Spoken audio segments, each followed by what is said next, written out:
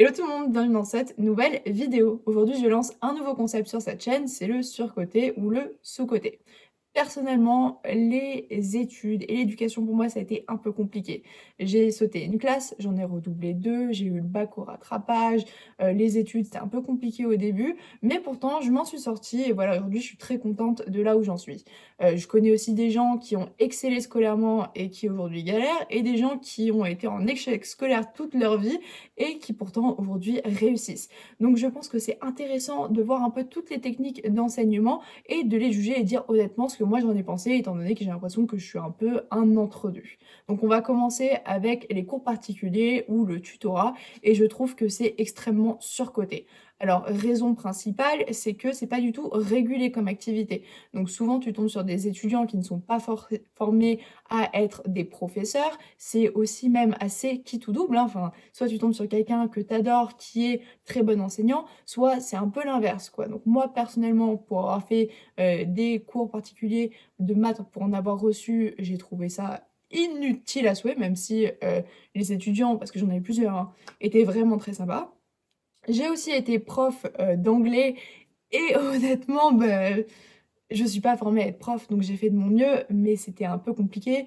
Heu, donc je trouve que c'est méga surcoté. Et donc la question que j'ai envie de poser, c'est est-ce que cette personne a forcément besoin de cours particuliers pour apprendre mieux? Est-ce que c'est vraiment comme ça qu'on va résoudre le problème ou est-ce qu'il y a pas justement quelque chose qui est sous-jacent? Surcoté. Vraiment 100 surcoté. Ensuite, les tests à questions multiples. Alors en tant qu'ancienne étudiante, j'ai adoré vraiment les tests à choix multiples. Ça m'a énormément aidée parce que vous connaissez la technique de l'élimination pour trouver la bonne réponse m'a sauvée. Elle a vraiment sauvé pas mal de mes tests. Mais je trouve que c'est surcoté. Voilà. Pour être honnête, est-ce que c'est vraiment une technique qui va être utile pour l'apprentissage? Pas vraiment, non. Donc en fait, les choix multiples sont un peu arrivés dans les années 70 quand ils ont commencé à faire de la collecte de données et donc un peu pour la standardiser, ils ont commencé à mettre ça en place partout. Maintenant, de nos jours, c'est vrai que ça a été prouvé, ça a été démontré, c'est pas la meilleure chose à implémenter dans l'éducation des enfants. Donc c'est en train de se faire retirer petit à petit, à mon plus grand désespoir, mais je m'en fous, je suis plus étudiante, donc maintenant c'est bon, plus jamais.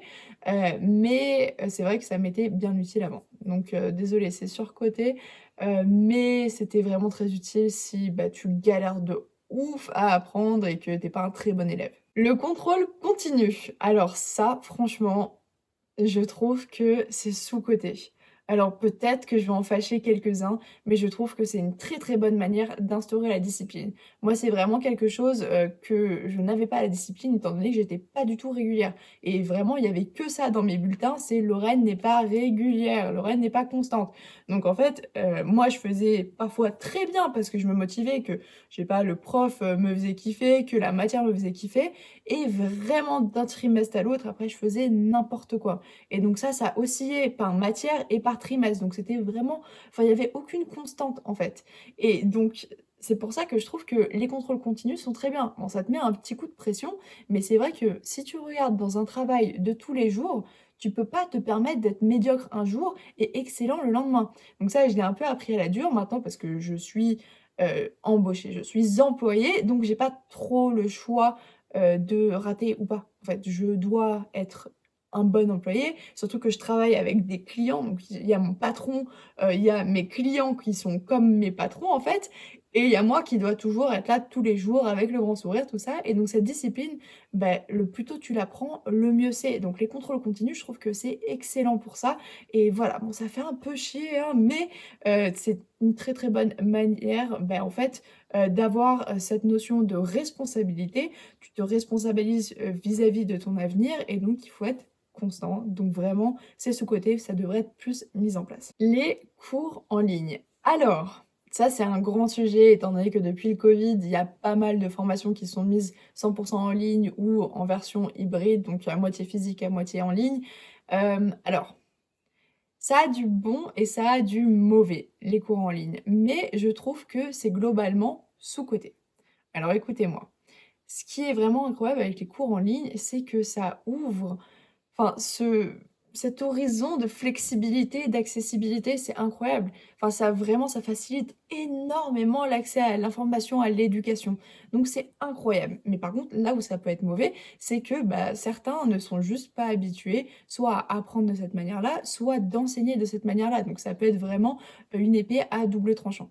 Mais moi, je trouve qu'il y a un énorme potentiel et que plus on avance, en fait, plus on découvre des outils, plus on avance avec notre temps et la technologie évolue et plus ce sera facile, en fait, pour qu'on s'y habitue et que ce soit, un peu le nouveau normal. Ensuite, les années sabbatiques. Alors, j'ai envie de vous dire que c'est sous-coté et que ça devrait être systématiquement implémenté après les études étant donné que, bah, la vie quoi. Ce qui t'attend après les études, franchement, je pense que personne n'est prêt pour ça. Surtout notre génération où on se pose beaucoup plus, de questions que les générations, par exemple, de nos parents, où c'était comme ça, donc c'est comme ça. Nous, on a des attentes et parfois, bah, on est un peu déçus. Parfois, on se rend compte que: «Ah ouais, c'est ça donc ce qui m'attend pour les 60 prochaines années». Donc une année sabbatique, ça devrait être systématique après les études, voire même après le lycée.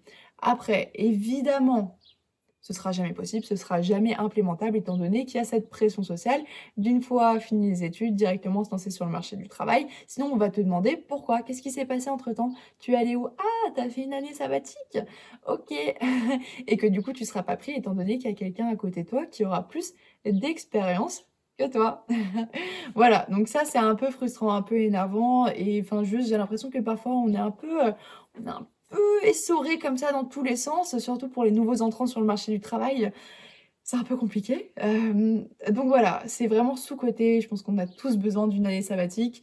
Bon, peut-être pas après le lycée parce que c'est vrai qu'on n'est pas super mature en sortant du lycée, mais avant de se lancer sur le monde du travail, sur le marché du travail, grave, carrément. Le système de notes, donc c'est-à-dire avoir, 9 sur 10, 9 sur 20, 10 sur 10, 20 sur 20, pour moi, c'est un peu surcoté. Ah honnêtement, un système de notation.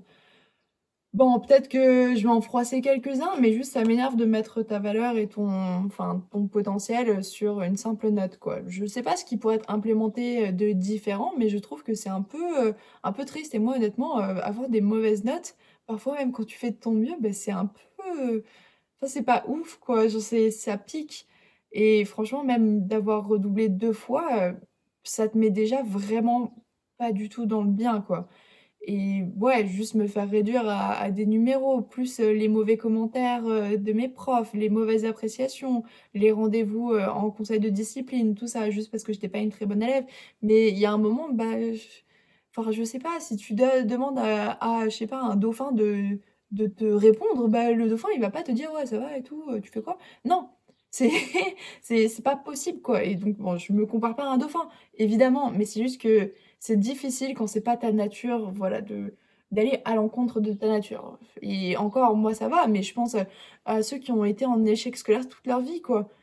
Enfin, je connais vraiment des personnes qui ont enfin redoublé 3 fois et qui aujourd'hui s'en sortent très bien, mais c'est juste, c'était pas pour eux et c'est pour ça que les notes, je trouve ça horrible parce que tu as confiance en toi quand tu es en études ou que tu sois au lycée, que tu peu importe la classe dans laquelle tu es et même peu importe, l'étape dans ta vie où tu es, c'est enfin avoir des notes comme ça, avoir ce truc de comparaison: «Ah, tu as eu combien et tout? Ah».